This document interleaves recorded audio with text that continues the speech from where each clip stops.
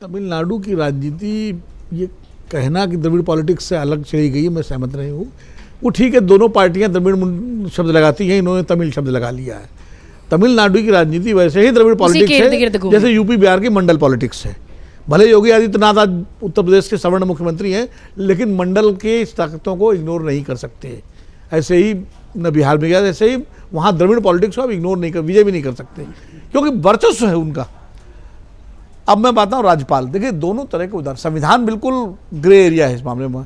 संविधान ने यह मसला छोड़ दिया है राज्यपाल ऑब्लिक राष्ट्रपति के विवेक पर। ये उनका विवेक है कि वो क्या फैसला लेते हैं। कॉन्शियस लिखा हुआ है, सीधे सीधे कॉन्साइंस जो है। पूर्णिमा जी बैठी हुई हैं और हम लोग थे उस समय जब रमेश भंडारी वहाँ गवर्नर थे और उत्तर प्रदेश विधानसभा में किसी को बहुमत नहीं मिला था। सिंगल लार्जेस्ट पार्टी बीजेपी थी, उसके बाद समाजवादी पार्टी थी और फिर बीएसपी कांग्रेस अलायंस था। 3 महीने तक 4 महीने तक राज्यपाल भंडारी जी ने किसी को नहीं बुलाया था। कल्याण सिंह जाके दावा कर आए, लेकिन नहीं बुलाए गए, क्योंकि केंद्र में यूनाइटेड फ्रंट की सरकार थी और नहीं बुलाया गया। हाईकोर्ट, इलाहाबाद हाईकोर्ट तक मामला गया, लखनऊ बेंच में, और हाईकोर्ट ने कहा था कि गवर्नर बुलाए ये कोई बाध्यता नहीं है, लेकिन गवर्नर को ऑप्शन एक्सप्लोर करने चाहिए, ये हाईकोर्ट ने कहा था। अब ऑप्शन कैसे एक्सप्लोर करें कि गवर्नर को चाहिए कि अगर पार्टियों को बुलाए अपने पहल पर, सिंगल लार्जेस्ट को बुलाए, उनसे पूछे भाई आपका नंबर है कि नहीं है। अगर वो नंबर देने के लिए तैयार है तो उनको न्योता दे, अगर वो नहीं है तो उसके बाद दूसरे नंबर की पार्टी को बुलाए, फिर तीसरे नंबर की पार्टी को बुलाए। इस तरह का प्रयास गवर्नर को करना चाहिए। ये हाईकोर्ट, इलाहाबाद हाईकोर्ट का फैसला मुझे अच्छी तरह याद है, हमने रिपोर्ट किया था। लेकिन गवर्नर बाध्य नहीं है कि सिंगल लार्जेस्ट पार्टी को बुलाए, वो बुला भी सकता, नहीं बुला सकता, ये उसके विवेक पर ये व्यवस्था है। तो तकनीकी और संवैधानिक दृष्टि से तमिलनाडु के गवर्नर जो कर रहे हैं वो कोई गैर संवैधानिक काम नहीं बुला रहे हैं, वो इंश्योर होना चाहते हैं, लेकिन वो प्रयास भी नहीं कर रहे हैं। जो दूसरा है कि भाई आप बात तो करिए बुला करके, बाकी पार्टियों से बात करिए कि आपकी क्या स्थिति है, और लगे कि आप कोई रास्ता निकाल रहे हैं, तो वो नहीं हो रहा है। ये मैं तकनीकी स्थिति की बात कर रहा हूँ।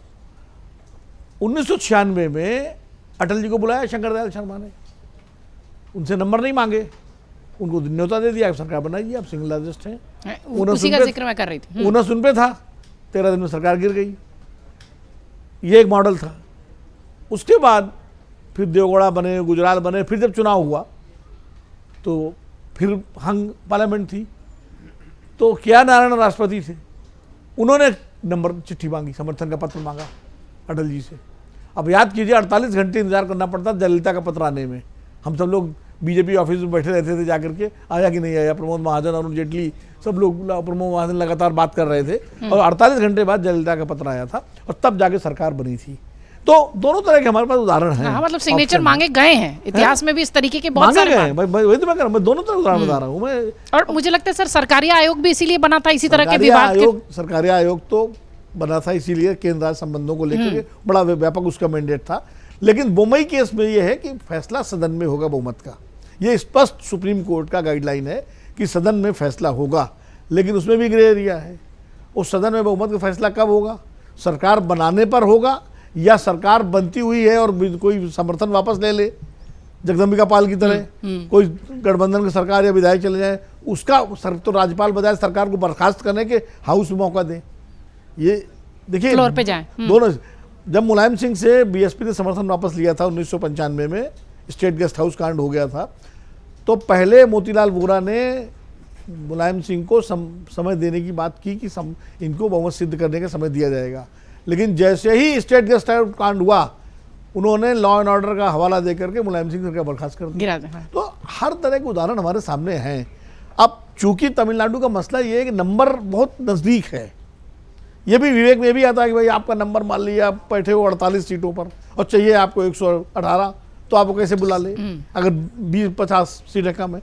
यहाँ बहुत 116 तक हो गया है। तो एक तरह से गवर्नर भी अपनी जगह सही है, लेकिन ये भी है कि भाई क्या अगर मान लीजिए एक प्रश्न उठता, अगर आज बीजेपी होती है 106 पे तमिलनाडु में, तब गवर्नर नंबर मांगते, तब मांगते नंबर, तब तो कहते हैं हम बनाइए सिंगल लार्जेस्ट, विवेक उनका दूसरी तरफ चला जाता।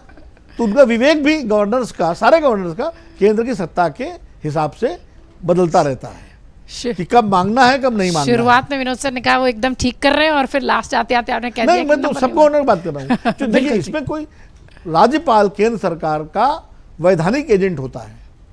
एजेंट शब्द थोड़ा नेगेटिव लोग लेकिन वैधानिक एजेंट होता है। उसका काम ही है कि केंद्र सरकार की नीतियों, केंद्र सरकार की जो सारी वो है उसका पालन करवाना। तो वो इसीलिए कई बार गवर्नर की पोस्ट को लेके भी अपोजिशन की जो सरकारें रही वो सवाल उठाती रही, लेकिन वो व्यवस्था है संविधान में, उसको आप कैसे आप बदल सकते हैं। अगर आप ये वीडियो YouTube पर देख रहे हैं तो हमारे चैनल को सब्सक्राइब कर बेल आइकन दबाएं और Facebook पर देख रहे हैं तो हमारे पेज को लाइक करें।